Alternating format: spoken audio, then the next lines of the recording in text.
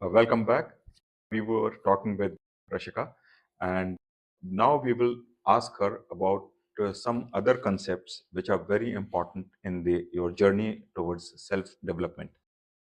Rashika, what actually is a limiting belief? We keep listening about get out of your limiting beliefs, but what are they?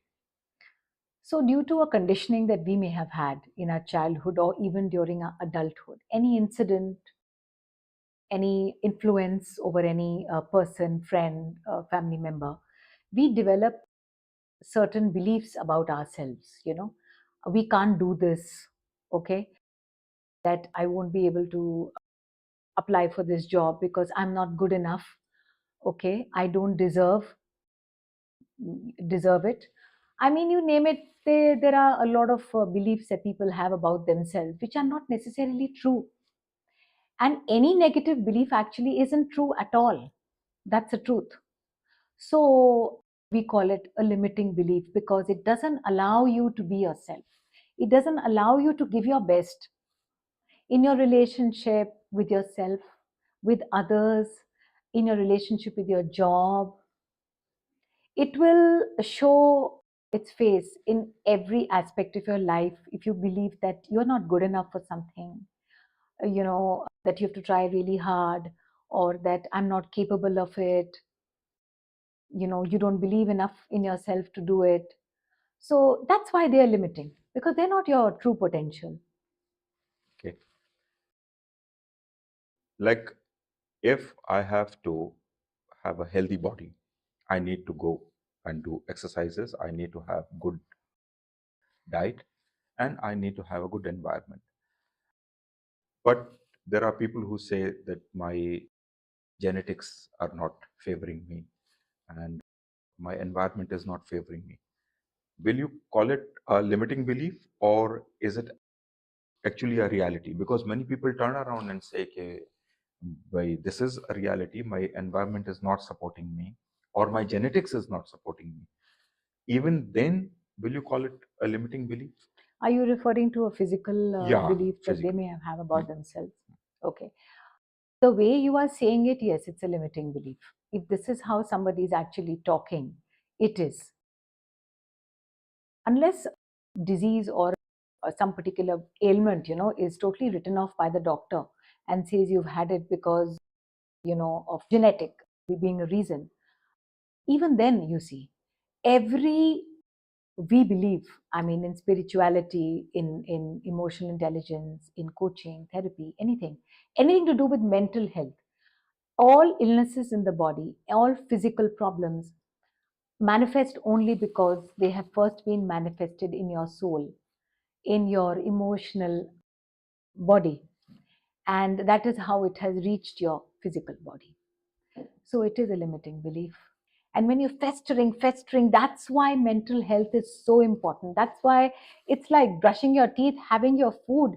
Inner work is that. But we just haven't grown up enough to understand that. We've never really had that exposure in a school or in a university showing us that, telling us that. It's always sidelined. It's always a stigma, isn't it? To go to a coach or to go to a therapist, you really must be mad. Oh, bichara, कि उसको वहां जाना पड़ा. Never mind all the illnesses that are being festered and harbored in your body due to a certain thought pattern or such a deep belief. That's how it starts killing you. But yes, it is a limiting belief. So most of the physical ailments can be traced back to your emotional state of mind. That's right. So, how do I explain this? What you actually, our soul chooses the path and the life that it is going to lead in this particular lifetime. It chooses it.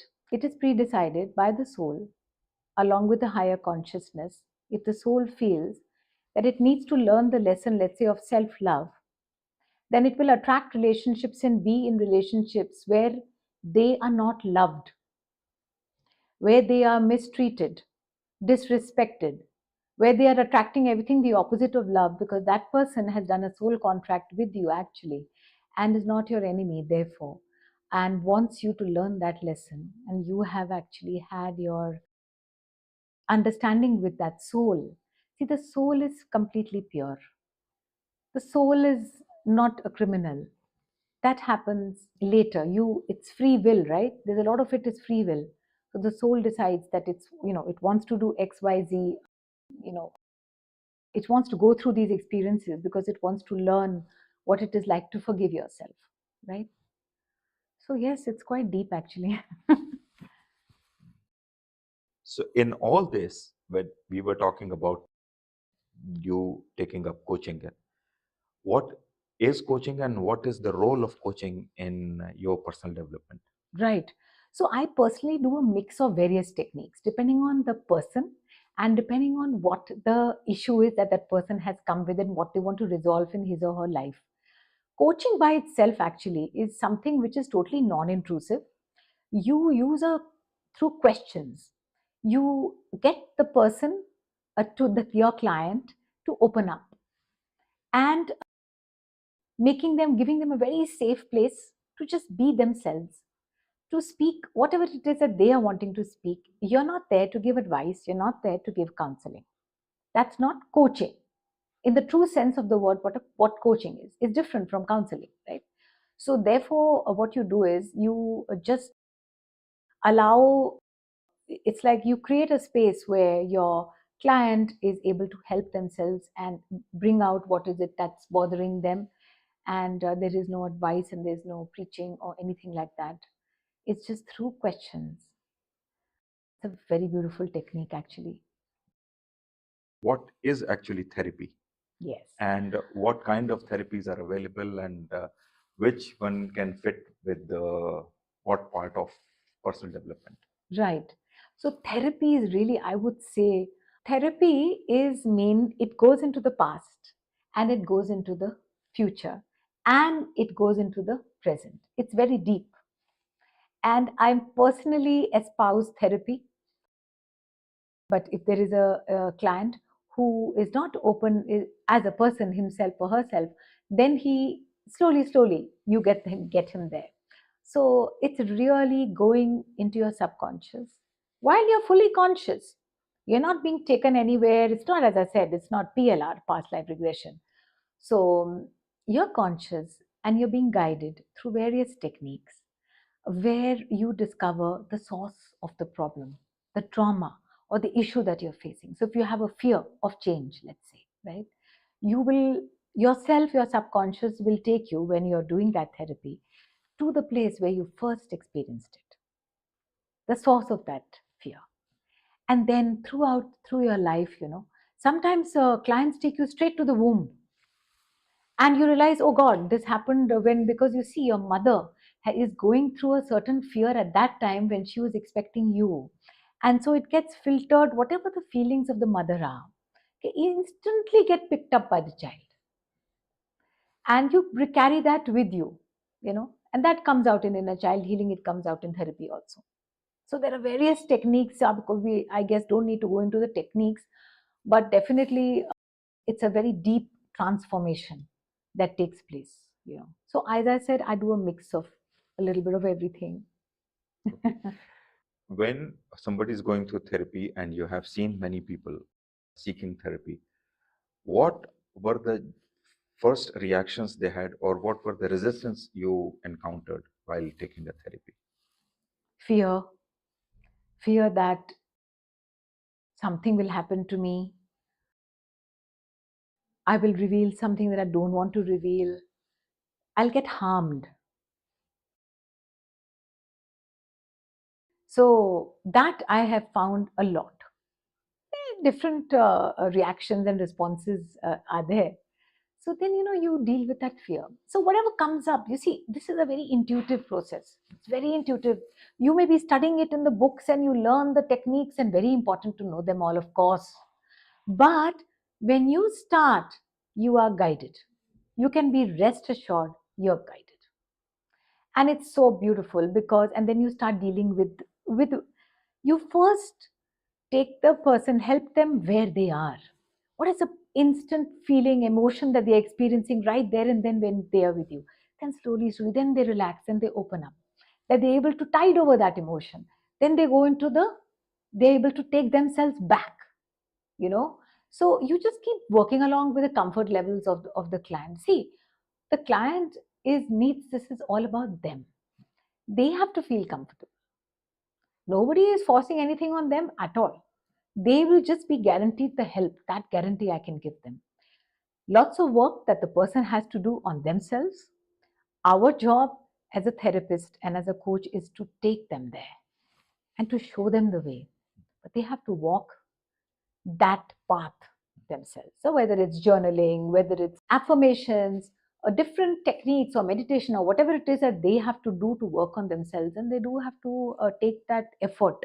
It requires commitment, you know.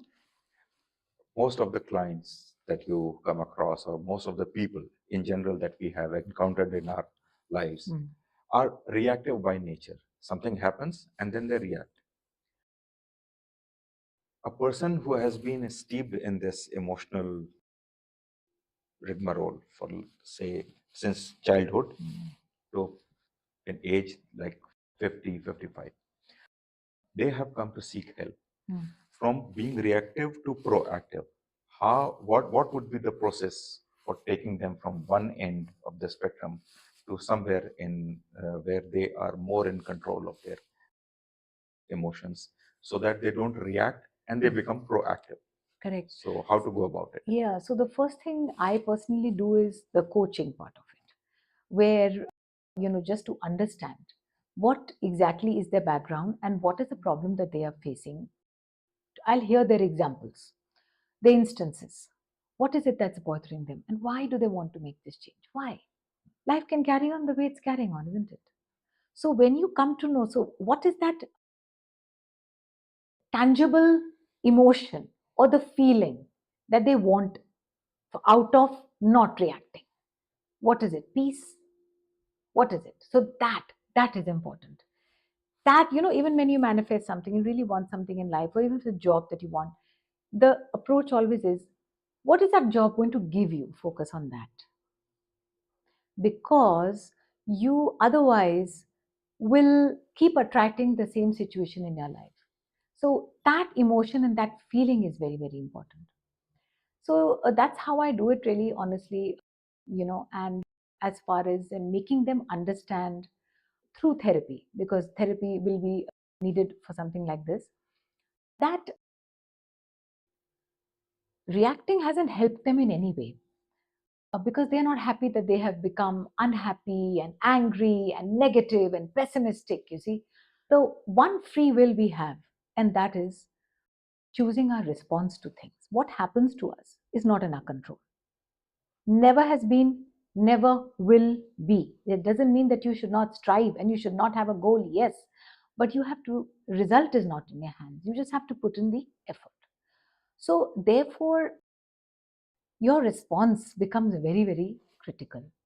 So acting from grace, wisdom, using your inner wisdom to respond. If you choose to remain silent when someone has offended you or has been rude to you, it's not a sign of weakness. It is a sign of extreme courage. Why? Because you have taken the call to stand up for yourself. You see, the courage, self love, is the highest form of courage.